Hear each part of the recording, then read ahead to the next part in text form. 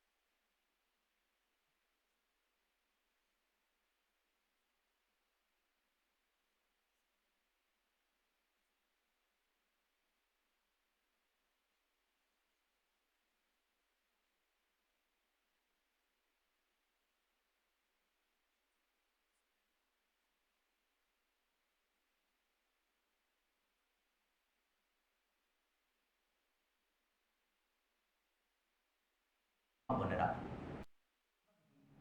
কিছুটা খেয়াল করি যে মানব অধিকার ইসলামে কোথায় থেকে শুরু হয়, তাহলে আমরা খেয়াল করব সিরিয়ালভাবে ধারাবাহিকভাবে যদি দেখি, সন্তান যখন ভূমিষ্ঠ হয় সন্তান ভূমিষ্ঠ হওয়ার আগের থেকে ইসলাম ওই সন্তানের অধিকারের জন্য ব্যবস্থা নিয়েছে, বলি সুবহানাল্লাহ।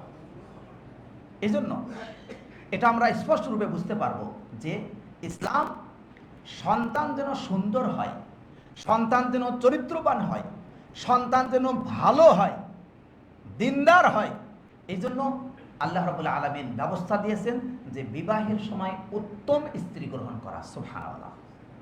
সৎ স্ত্রী গ্রহণ করতে হবে, যার বংশ হবে সুন্দর, যিনি মর্যাদাবান হবেন, এর চেয়েও গুরুত্বপূর্ণ যিনি দ্বীনী নারী হবেন। তাই আবু হুরায়রা থেকে বর্ণিত হাদিস, রাসূলুল্লাহ সাল্লাল্লাহু আলাইহি ওয়াসাল্লাম বলেছেন, নারীকে বিবাহ করা হয় 4টি কারণে: তার মালের কারণে, তার সম্ভ্রান্ত সম্মানের কারণে, তার সৌন্দর্যের কারণে, বংশের কারণে এবং তার দিনের কারণে। অতএব ফাবফার বিদাতিদ দ্বীন, হে আবু হুরায়রা, তুমি দিনদার নারীকে প্রাধান্য দাও। তারিবাত ইয়াদাকা, তোমার হাত ধুলায় দূষিত হোক। এটি মূলত হাত ধুলায় দূষিত হোক, এটি সাধারণত কোনো বদদোয়ার অর্থ হয়, কিন্তু এখানে রাসূলুল্লাহ সাল্লাল্লাহু আলাইহি ওয়াসাল্লাম মূলত এটিকে উৎসাহ ব্যঞ্জক বলেছেন, উৎসাহ দেওয়ার জন্য বলেছেন। তাছাড়া এখানে তিনি বর্ণনা করেছেন যে যারা দিনকে প্রাধান্য দিবে তারা দুনিয়াতেও সফল হবে, আখিরাতেও সফল হবে। এই জন্য রাসূলুল্লাহ সাল্লাল্লাহু আলাইহি ওয়াসাল্লাম তাকে স্পষ্ট রূপে বলে দিলেন যে দেখো, মানুষের অভ্যাস, মানুষের স্বভাব হলো যে তারা এই বিষয়গুলো নিয়ে তারা এইগুলোকে আগে রাখে, সম্পত্তিকে আগে রাখে, বংশ সম্পর্ককে আগে রাখে, তারপরে তার সৌন্দর্যকে আগে রাখে, কিন্তু দিনকে অনেকেই আগে রাখে না। এই জন্য শেষে বলা হলো, কেউ কেউ দিনের জন্য বিবাহ করে, কিন্তু তুমি দিনকে প্রাধান্য দিয়ে বিবাহ করবে। তাই আমরা লক্ষ্য করলে এটাই স্পষ্ট বুঝতে পারবো যে ইসলাম সুন্দর সন্তান হওয়ার জন্য সন্তান হওয়ার ব্যবস্থাপনাকে অগ্রে এবং অতি অগ্রগামী করে রেখেছে, যাতে করে মানুষ এর দ্বারা উপকৃত হয়, সুন্দর সন্তান দুনিয়াতে আসতে পারে। অতএব হে ওই ব্যক্তি যাকে দিক নির্দেশনা দেওয়া হচ্ছে, তুমি দিনকে প্রাধান্য দিয়ে সুন্দর স্ত্রী গ্রহণ করো। এর সাথে মনে পড়লো, যারা যুবক রয়েছেন বা যুবতী রয়েছেন, এখনো বিবাহ হয়নি, আল্লাহ রাব্বুল আলামিন তাদেরকে সুন্দর ব্যবস্থাপনায় দিনদার অনুপাতে বিবাহ করার তৌফিক দান করেন, আমিন। দ্বিতীয় নাম্বার, সন্তান যখন আসবে, সন্তান আসলে সেই সন্তানটা যেন আল্লাহমুখী হয়। এর জন্য সন্তান আসার স্বামী স্ত্রীর মাধ্যমে যেই পন্থা, যেই পদ্ধতি, সেই পদ্ধতিতে যিনি সন্তান দান করবেন তার নামে হবে ব্যবস্থাপনা, তার নামে, আল্লাহর নামে স্ত্রী মিলন পর্যন্ত হবে আল্লাহর নামে, যাতে করে আল্লাহকে তারা ভুলে না যায়। আল্লাহর চিন্তা, আল্লাহ রাব্বুল আলামিন সম্পর্কে জ্ঞান তাদের মাঝে থাকলে তবেই তো আল্লাহমুখী হবে, স্রষ্টাকে সে ভুলে যাবে না। এজন্য আল্লাহ তাআলা সেই ব্যবস্থা দিয়েছেন। রাসূলুল্লাহ সাল্লাল্লাহু আলাইহি ওয়াসাল্লাম ঘোষণা দিয়েছেন, বিসমিল্লাহ দোয়া পড়ে তারা মিলনের দিকে অগ্রসর হবে। দ্বিতীয় নাম্বার, সন্তান যখন, 3 নম্বরে যেটি ধাপ, সন্তান যখন আসবে, সন্তান আসার পরে এই সন্তান যেন সুন্দরভাবে বেড়ে উঠতে পারে মায়ের গর্ভে। এজন্য সন্তানের সুন্দর ব্যবস্থাপনার জন্য সন্তানের হক হিসেবে সন্তানের যিনি জননী মা, তিনি গর্ভবতী অবস্থায় তার প্রতি বিশেষ যত্ন নেওয়ার ব্যাপারে ইসলাম উৎসাহ দিয়েছে। সুবহানাল্লাহ। তার সুস্থতা, তার শরীর যেন সুন্দর থাকে, এই জন্য সন্তানের এবং সন্তানের মা তথা গর্ভবতী মায়ের জন্য বিভিন্ন বিধান ইসলামে এসেছে। সেই বিধানগুলো এমন ধরনের অনন্য বিধান, যেই বিধানের কোনো উদাহরণ পৃথিবীতে কেউ নিয়ে আসতে পারেনি। এই জন্য রাসূলুল্লাহ সাল্লাল্লাহু আলাইহি ওয়াসাল্লাম কর্তৃক সেই বিধানগুলোর অন্যতম বিধান নাফাকা, অর্থাৎ খরচ দিতে হবে যথার্থভাবে, সাধ্য অনুপাতে। লিয়ুনফিক যু সাআতিন মিন সাআতি, যেন সাধ্য অনুপাতে তার প্রতি খরচ করা হয়, তার সুস্থতার জন্য, তার চলাচলের জন্য। দ্বিতীয় নাম্বার, তার প্রতি দয়া, আনুগত্য এবং তার প্রতি সহযোগিতামূলক আচরণ, তার জন্য দোয়া করা যেন সুন্দর সন্তান হয়। বিশেষ করে এই সময় যাদের এই অবস্থায় থাকবে তারা বিশেষ করে কোরআনুল কারীম বেশি বেশি তেলাওয়াত করা, কোরআনুল কারীম আল্লাহমুখী হওয়া। কেন? কারণ অর্থ সম্পদ, এর দ্বারা আপনি চিকিৎসা করলেন, শরীরের জন্য খাদ্য খাবার গ্রহণ করলেন, এর দ্বারা শরীর বাড়বে, সন্তানের সুঠাম দেহ হতে পারে বটে, কিন্তু সন্তানের রূহ, আত্মাটা যেন সুঠাম হয়, সেজন্য আল্লাহ তাআলার পক্ষ থেকে অন্তর প্রশান্তির যেই খাবার, সেটা হলো জিকির। আলা বিযিকরিল্লাহি তাতমাইন্নুল কুলুব। এই জন্য ওই সময় আদর্শবান হওয়ার জন্য কোরআনুল কারীম তিলাওয়াত করা, আল্লাহমুখী হওয়া, যেন এই প্রভাবটা স্রষ্টামুখী হয় ওই সন্তান। এরপরে আমরা যদি দেখি, আল্লাহ তাআলা তার হক এবং অধিকারের জন্য রমজান মাসের সিয়াম যেটি ফরজ, এই ফরজ সিয়ামকে আল্লাহ রাব্বুল আলামিন সহজ করে দিয়েছেন সেই নারীর জন্য যিনি গর্ভবতী। তার যদি কষ্ট হয় তাহলে রমজান মাসের সিয়াম থেকে সে বিরত থাকবে, পরবর্তীতে যখন সুস্থ হবে, সুন্দর হবে, তখন সেই সিয়াম পালন করবে। কি অধিকার তাকে আল্লাহ তাআলা দিয়েছেন। এরপরে আমরা যদি খেয়াল করি, সেই নারী কষ্টের কারণে যদি সুন্দরভাবে দাঁড়িয়ে যথার্থভাবে যদি সালাত আদায় করতে না পারে, তবে তার বসে সালাত আদায় করা, এমনকি বসে সালাত আদায় করতে না পারলে সন্তানের সুস্থতা বিবেচনায়, নারীর সুস্থতা বিবেচনায় শুয়ে থেকে বা হেলান দিয়ে সালাত আদায় করার ব্যবস্থা ইসলামে দেওয়া রয়েছে। সুবহানাল্লাহি ওয়া বিহামদিহি সুবহানাল্লাহিল আযীম। এরপর এই সন্তান যখন ভূমিষ্ঠ হবে, ভূমিষ্ঠ হওয়ার পর আমরা এই সন্তানের জন্য নতুন নতুন অধিকার দেখতে পাই। প্রথম নাম্বার, সন্তান ভূমিষ্ঠ হওয়ার পর তার অধিকার ইসলাম দিয়েছে, তার জন্য সুন্দর নাম রাখতে হবে, তার জন্য আকিকা করতে হবে, যাতে করে এই সন্তান সুন্দর নাম থাকার ফলে কেউ যেন তাকে উপহাস করতে না পারে, তার নাম নিয়ে যেন ভৎসনা করতে না পারে। এছাড়াও যদি কারো নাম ভুলও হয়ে থাকে, তবুও ইসলাম কাউকে অধিকার দেয়নি যে নাম নিয়ে ভৎসনা করা, তিরস্কার করা। ওয়ালা তানাবাসু বিল আলকাব বিসাল ইসমুল ফুসুক বাদাল ঈমান। তোমরা একে অপরকে নাম নিয়ে উপহাস করবে না।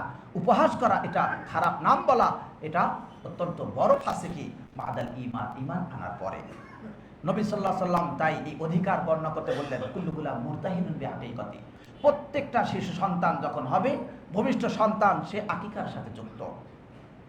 তার পক্ষ থেকে ৭ম দিনে আকিকা করা হবে, তার মাথা মুন্ডন করা হবে, যেই কষ্টকর চুল সেটা দূর করে দেওয়া হবে। যদি সন্তানের স্বাস্থ্য বিবেচনায় সেটা সম্ভব না হয়, পরবর্তীতে করবে, কিন্তু ওই ৭ দিনের সুন্নাত, এরপরও তার ওই দিনেই ৭ম দিনে তার জন্য নাম রাখতে হবে। হাদিসে ইবনে মাজাহ বর্ণনা করেন 3165, হাদিস সহিহ।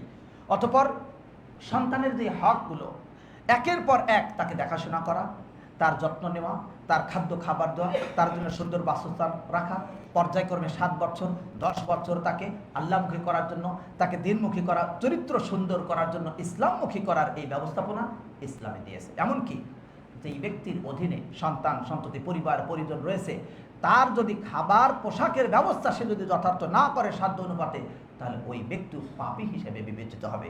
কিয়ামতের দিন তার জন্য শাস্তির ব্যবস্থা রয়েছে।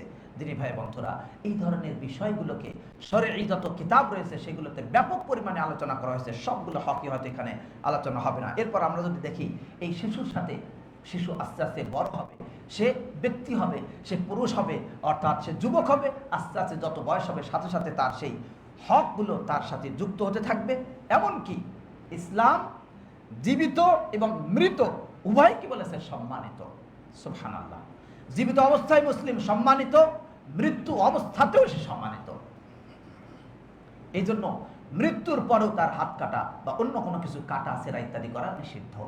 তবে যদি কখনো এমন প্রয়োজন হয় যেটা খুবই জরুরি, সেটা ভিন্ন বিষয় ইসলাম রেখেছে। কিন্তু স্বাভাবিকভাবে আপনি মন চাইলো আর হাত কাটলেন, এমনকি জীবিত অবস্থায় আপনি আপনার শরীরকে যতটুকু গুরুত্ব দেন, তার চেয়েও রব্বুল আলামিন আপনার শরীরের প্রতি বেশি গুরুত্ব রেখেছেন। যার কারণে আল্লাহ তাআলা বললেন, ওয়ালা তুলকু বিআইদিকুম ইলা তাহলুকা, তোমরা নিজেদেরকে ধ্বংসের দিকে ঠেলে দিও না। অতএব ব্যক্তি নিজেকে ধ্বংসের দিকে কখনো কখনো ঠেলে দেয়, কিন্তু ইসলাম এটাও নিষিদ্ধ করেছে তার হককে পূর্ণ সংরক্ষণ করার জন্য। যিনি ভাই বন্ধুরা, মৃত্যুর পরেও তার যে সম্মান ইসলাম রেখেছে, সেটা যদি আমরা অন্য অন্য ধর্মের দিকে তাকাই, তাহলে আরো স্পষ্ট বুঝতে পারবো কোথাও পুড়িয়ে দিয়ে শেষ করা হচ্ছে, কোথাও তার বিশেষ মান সম্মানের কোনো অবস্থাই নেই। কিন্তু ইসলাম বলেছে যে মৃত্যুর পরেও তার কোনো বদনাম করা উচিত নাই। মৃত্যুর পরে তার নামে কোনো বদনাম করা যাবে না। তার যা দোষ ছিল, ত্রুটি ছিল, সে এখানেই শেষ। মৃত্যুর সঙ্গে সঙ্গে সেগুলো আর বলার কোনো সুযোগ নেই। তার পাপ নিয়ে সে চলে গেছে, ভালো করলে ভালো চলে গেছে। অতএব তার বিষয়ে আর বদনাম করা যাবে না। অন্যদিকে তার যদি সুনাম থাকে, ভালো কোনো দিক থাকে, সেটা নিয়ে আলোচনা করা যেতে পারে। এমনকি মৃত্যুর পরে সে কবরে থাকবে, তার জন্য দোয়া করার বিধান ইসলামে দেওয়া আছে। এমনকি বিশেষ করে যদি বাবা মা, তাদের ক্ষেত্রে অন্যদের জন্য, মুসলিম জীবিত হোক অথবা মৃত হোক, তার জন্য আল্লাহ তাআলা নবী সাল্লাল্লাহু আলাইহি ওয়াসাল্লামের মাধ্যমে দোয়ার নির্দেশনা দিয়েছেন। অতএব আল্লাহ বলেছেন, ওয়ালাকাদ কাররামনা বানি আদমা, আমি বানি আদমকে সম্মানিত করেছি। সুবহানাল্লাহ। পৃথিবীর কোন জীবন বিধান রয়েছে, কোন শরীয়ত, কোন নীতিমালা রয়েছে যে এমন সম্মানিত করেছে মানবাধিকারকে? কোন ব্যবস্থাপনা পৃথিবীতে আছে যারা আল্লাহ রাব্বুল আলামিনের এই বিধানের সামনে দাঁড়াতে পারে? এছাড়া স্বাভাবিকভাবে যেই হকগুলো নিয়ে বিভিন্ন রাষ্ট্রে, আন্তর্জাতিকভাবে, দেশে বিদেশে আলোচনা হয়ে থাকে, যেগুলোতে অমুসলিমরা কথা বলে থাকে, সেই হকগুলো যদি আমরা বিশেষ কয়েকটি হক নিয়ে উদাহরণে আসি, তাহলে আমরা দেখবো 1 নম্বর যেটি হক, হাকুল হায়াত, জীবনের অধিকার। ইসলাম মানুষকে জীবন রাখার ব্যাপারে এত বেশি অধিকার দিয়েছে, কোনো ব্যক্তি অন্য কোনো ব্যক্তির জীবন নাশের জন্য সামান্যতম চেষ্টা করতে পারবে না। তবে যদি ইসলামের যে বিধান রয়েছে, শরীয়তের যেই কর্তৃত্ব, শরীয়তের যে নেতৃত্ব, তার যেই ক্ষমতা, সেই ক্ষমতার দ্বারা এবং শরীয়ত স্বীকৃত কোনো পন্থা, কোনো অপরাধ যদি হয়, সেই কারণে জীবন নাশের সুযোগ রয়েছে। অন্যথায় কোনো ব্যক্তি কোনো ব্যক্তির উপরে ইচ্ছা করলে আক্রমণ করবে, কোনো জাতি কোনো জাতির উপরে আক্রমণ করবে, একজন আরেকজনকে হত্যা করবে, চাঁদাবাদির জন্য, রাহাজানির জন্য, ছিনতাইয়ের জন্য, একে অপরকে জুলুমের জন্য হত্যা করবে, এরকম কোনো সুযোগ ইসলামে নেই। অতএব কোনো মুসলিম যদি হয়, ইমানদার যদি হয়, আমাদের দেশ, আমাদের দেশের বাইরে যে কোনো ব্যক্তি, তারা যেন ব্যক্তি আক্রমণ করে, ব্যক্তিকে কষ্ট দিয়ে কখনোই যেন এই মারাত্মক জুলুম না করে, কারণ জীবন রক্ষার অধিকার আল্লাহ তাআলা দিয়েছেন। অতএব এই অধিকার, এই পবিত্র ক্ষমতা ছিনিয়ে নেওয়ার কোনো সুযোগ নেই। আল্লাহ তাআলা বলেন, ওয়ামান কাতালা নাফসান বিগাইরি নাফসিন আও ফাসাদিন ফিল আরদ ফাকান্নামা কাতালান নাসা জামিআ। যে ব্যক্তি অন্যায়ভাবে জমিনে কাউকে হত্যা করলো অথবা বিশৃঙ্খলা তৈরি করলো, সেজন্য সকল মানুষ জাতিকে হত্যা করে ফেললো। অতএব একজনকে হত্যা করা যাবে সকলকে। কিভাবে? একজনকে হত্যা দেখলে সে আরেকজন উৎসাহিত হবে, আরেকজন করবে, এভাবে হত্যার ছয়লাভ হয়ে যাবে। অন্যদিকে ওমান আহইয়াহা ফাকান্নামা আহইয়ান নাসা জামিআ। আর যে ব্যক্তি একজনকে জীবিত করতে চেষ্টা করলো, একজনকে বাঁচিয়ে রাখলো, সেজন্য সারা দুনিয়ার মানুষকে জীবিত করলো। কারণ এর দ্বারা অন্যদের জন্য এভাবে যদি প্রত্যেককেই যদি অন্যকে রক্ষা করার চেষ্টা করে, কাউরে উপরে যদি বাড়াবাড়ি না করে, তাহলে তো সারা দুনিয়া ব্যাপী তারা রক্ষা পেল। সূরা মায়েদা 32 নম্বর আয়াত। আমরা যদি খেয়াল করি, অর্থনৈতিক, মানবিক, আন্তরিক যত রকমের মানবিক অধিকার রয়েছে, এই সবগুলোই ইসলাম সংরক্ষণ করে। মৃত্যুর পরের আমরা যেটা শুনেছি, শুধুমাত্র যদি কাফনকে খেয়াল করা হয়, মৃত্যুর পরেও যেটি রাসূলুল্লাহ সাল্লাল্লাহু আলাইহি ওয়াসাল্লাম বলেছেন, তোমাদের কোনো ভাই যদি অপর ভাইয়ের কাফন দেয়, সেজন্য উত্তম কাপড় দ্বারা কাফন দেয়। সুবহানাল্লাহ। এখানে অবহেলার কোনো সুযোগ নেই। তাহলে কোনো ব্যক্তির জন্য জীবন বরণ সর্বক্ষেত্রে। দ্বিতীয় নম্বর, আমরা 3 নম্বর যেটি স্বাধীনতা, যেটি অধিকার, সেটি হলো হুররিয়া, স্বাধীনতা এর হক। এই স্বাধীনতা, এটি যেমনভাবে জীবনের ক্ষেত্রে, অধিকারের ক্ষেত্রে সকল মানুষ সমান বেঁচে থাকার অধিকার আছে, অনুরূপভাবে তার স্বাধীনতা রয়েছে। এই স্বাধীনতা আল্লাহ রাব্বুল আলামিন নবী সাল্লাল্লাহু আলাইহি ওয়াসাল্লামের মাধ্যমে বলেছেন, কুল্লু মাউলুদিন ইউলাদু আলাল ফিতরা। প্রত্যেকটা সন্তান সে ফিতরাতের উপরে জন্মগ্রহণ করে, তার জায়গাতে সে চলতে পারবে, এই স্বাধীনতা তার রয়েছে। তবে এই স্বাধীনতা চলমান থাকবে, এই স্বাধীনতা স্থির থাকবে ততক্ষণ পর্যন্ত, যতক্ষণ না এর দ্বারা সে ইসলাম বিরোধী কোনো অ্যাকশনে যাবে। তাই এক জাতি আরেক জাতির উপরে ক্ষমতা কর্তৃত্ব করতে পারবে না, এক জাতি আরেক জাতিকে ইচ্ছা করলেই জুলুম করতে পারবে না। এমনকি এই স্বাধীনতার মাঝে অন্যতম স্বাধীনতা হলো, কেউ যদি নির্যাতিত হয়, অত্যাচারিত হয়, তাহলে ওই ব্যক্তির অত্যাচার, জালেমের ব্যাপারে হাকিমের কাছে বলতে পারবে, এই অধিকার তাকে দেওয়া রয়েছে। ওয়ালা মান ইনতাসারা বা'দা যুলমিহি ফাউলাইকা মা আলাইহিম মিন সাবিল। যারা জুলুমের পরে সাহায্য চাইবে, তাদের কোনো এছাড়া কোনো পথ নেই, তারা চাইতে পারে, তাদের সেই সুযোগ আল্লাহ তাআলা দিয়েছেন। 3 নম্বর যেটি হক, 4 নম্বর যেটি হক, সেটি হলো মানুষ হিসাবে একজন আরেকজনের কাছে সমান, সকলেই সমান। একজন মানুষ আরেকজনের মানুষের উপরে মানুষ হিসেবে মানবিক দৃষ্টিতে কখনোই বড় নয় আর ছোট নয়, সকলেই সমান। তাই রাসূলুল্লাহ সাল্লাল্লাহু আলাইহি ওয়াসাল্লাম বললেন, লা ফারকা বাইনা আরাবিয়্যিন ওয়ালা আজামিয়্যিন। কোনো আরব অনারব, সাদা কালো, এদের মাঝে কোনো রকমের পার্থক্য নেই। অতএব আরব অনারব, সাদা কালো ইত্যাদির মাঝে কোনো পার্থক্য নেই, ইল্লা বিত্তাকওয়া, তাকওয়ার দ্বারা। অর্থাৎ আমল যার যত ভালো হবে, সে মর্যাদাবান হবে। ইয়ারফাইল্লাহুল্লাযীনা আমানু মিনকুম ওয়াল্লাযীনা উতুল ইলমা দারাজাত। যারা ঈমান এনেছে, সৎ আমল করে, তাদের মর্যাদা আল্লাহ তাআলা বাড়িয়ে দিবেন। আর এটাই বাস্তবতা, যে যত ভালো আমল করবে তার মর্যাদা তত বাড়বে। কিন্তু মানুষ হিসেবে সকলেই সমান, আরব অনারব, সাদা কালো এরকম কোনো পার্থক্য নেই। অন্য হাদিসে নবী সাল্লাল্লাহু আলাইহি ওয়াসাল্লাম বলেন, কুল্লুকুম লিআদম ওয়া আদম মিন তুরাব। প্রত্যেকেই তোমরা আদম থেকে, আর আদম মাটি থেকে, অতএব সকলেই সমান। এখানে কোনো আলাদাভাবে কোনো মর্যাদা নেই। 5 নম্বর যেটি হাকুল আদালা, ন্যায়পরায়ণতার অধিকার। প্রত্যেকের হক রয়েছে, সে শরীয়তের কাছে বিচার চাইবে, ন্যায়পরায়ণভাবে তার বিচার হবে, এই অধিকার রয়েছে। এই বিচারের ক্ষেত্রে অন্য কেউ হস্তক্ষেপ করতে পারবে না। আল্লাহ তাআলা বলেন, ফাইন তানাযাতুম ফি শাইইন ফারদুহু ইলাল্লাহি ওয়ার রাসূল, যদি তোমরা মতানৈক্য করো তবে আল্লাহ এবং তার রাসূলের থেকে ফিরে দাও, তাহলে তোমরা সেখান থেকে ন্যায় বিচার পাবে। আল্লাহ তাআলা অন্য আয়াতে বলেন, ওয়া আনহকুম বাইনাহুম বিমা আনজালাল্লাহ ওয়া লা তাত্তাবি আহওয়াআহুম, তোমরা যদি তোমাদের কাছে বিচার আসে হে রাসূল সাল্লাল্লাহু আলাইহি ওয়াসাল্লাম, আপনি তাহলে তাদের মাঝে বিচার করুন আল্লাহ তাআলা যা নাজিল করেছেন তার দ্বারা, এবং আপনি তাদের প্রবৃত্তির অনুসরণ করবেন না। সূরা মাইদা 50। অনুরূপভাবে ব্যক্তির 5 নম্বর যেটি হক, ব্যক্তির অধিকার হলো যে ব্যক্তি নিজেকে তার অধিকার রক্ষার জন্য যতদূর সম্ভব সে চেষ্টা করতে পারবে, এবং তার জুলুম যদি হয়ে থাকে এই জুলুম প্রকাশ্যে স্পষ্ট বলতে পারবে সক্ষম থাকলেই। রাসূলুল্লাহ সাল্লাল্লাহু আলাইহি ওয়াসাল্লামকে আল্লাহ তাআলা তাই জানিয়ে দিয়েছেন, লা ইউহিব্বুল্লাহুল জাহরা বিসসুই মিনাল কওল, কথা অনিষ্টকর কথা এটা প্রকাশ করা আল্লাহ তাআলা ভালোবাসেন না, ইল্লা মান যুলিম, তবে যাকে জুলুম করা হয় সে বলতে পারবে। ব্যক্তি এর অন্যতম আরেকটি 6 নম্বর যেটি অধিকার সেটি হলো ব্যক্তি নির্দোষ। ব্যক্তি সবসময় নির্দোষ, এটা হলো আসল, এটাই হলো মূল, যতক্ষণ না তার দোষ প্রমাণিত হবে। অতএব দোষ যতক্ষণ প্রমাণিত না হবে কাউকে ইচ্ছা করলেই কোনো শাস্তি দেওয়া যাবে না। রাসূলুল্লাহ সাল্লাল্লাহু আলাইহি ওয়াসাল্লাম তাই বলেন, কুল্লু উম্মতি মুআফা ইল্লাল মুজাহিরুন, প্রত্যেক ব্যক্তি আমার উম্মতের সকলেই তারা মাফকৃত, তারা নির্দোষ, তবে যে তার দোষকে প্রকাশ করে, যে দোষের কাজ করে সেই ব্যক্তি ব্যতীত। হাদিসটি বুখারী বর্ণনা করেন। অতএব এখান থেকে বোঝা যায় যে তাদের নির্দোষ থাকার অধিকার রয়েছে। অনুরূপভাবে মানুষের অধিকার যেটি ইসলাম দিয়েছে তা হলো এই যে স্পষ্ট প্রমাণ ছাড়া, শরঈ দলিল ছাড়া কোনো ব্যক্তিকে অপরাধী হিসেবে সাব্যস্ত করা যাবে না এবং শাস্তি দেওয়া যাবে না। তাই আল্লাহ তাআলা বলেন, ওমা কুন্না মুআদ্দিবিনা হাত্তা নাবআসা রাসূলা, আমি কাউকে ততক্ষণ পর্যন্ত শাস্তি দেব না যতক্ষণ আমি রাসূল পাঠাই। তার সমস্যা সেটা সমাধানের জন্য ব্যবস্থাপনা আগে দেই, এরপরে যদি না মানে তবে শাস্তি। অন্যদিকে কোনো ব্যক্তি অপর কোনো ব্যক্তিকে শাস্তি দেওয়া যাবে, এক ব্যক্তির কারণে আরেক ব্যক্তিকে শাস্তি দেওয়া যাবে না, এটা ব্যক্তির অধিকার। একজনের পাপের কারণে আরেকজনকে শাস্তি দেওয়া যাবে না। পিতা অন্যায় করেছে এই জন্য সন্তানকে শাস্তি দেওয়া যাবে না, সন্তান অন্যায় করেছে এই জন্য পিতাকে শাস্তি দেওয়া যাবে না। অথচ আমাদের দেশের নিয়ম বিভিন্ন ক্ষেত্রে আমরা এর ব্যতিক্রম অনেক দেখতে পাই।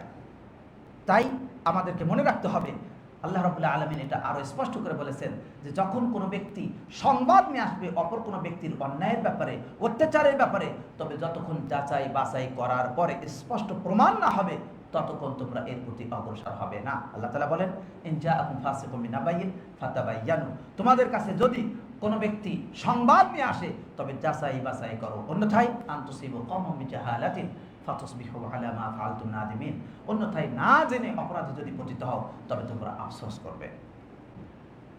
এক নম্বর যেটি হক, আশ্রয় নেওয়া। অমুসলিম, কাফের, মুশরিক সেও যদি বিপদে পড়ে আশ্রয় নেয় তবে তাকে আশ্রয় দেওয়ার অধিকার ইসলাম দিয়েছে।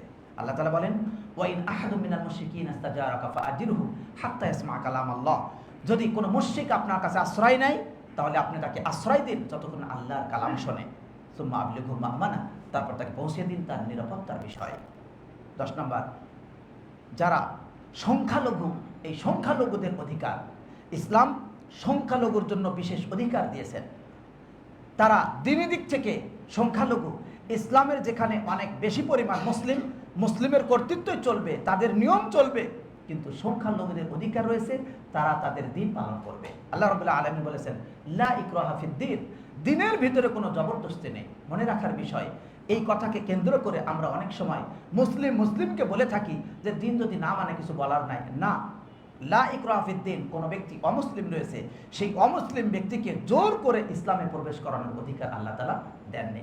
কিন্তু যে মুসলিম, সে মুসলমানের নীতি নিয়ম, ইসলামের আইন মেনে তাকে চলতে হবে, অন্যথায় ইসলামের আইনের বাইরে গেলে সে ইসলাম থেকে সরে যাবে, সে হবে মুরতাদ। অতএব ইসলামের ভেতরে থেকে আইন পূর্ণরূপে মান্য করতে হবে। এই জন্য যে সালাত পড়ে না তার জন্য শাস্তির ব্যবস্থা রয়েছে।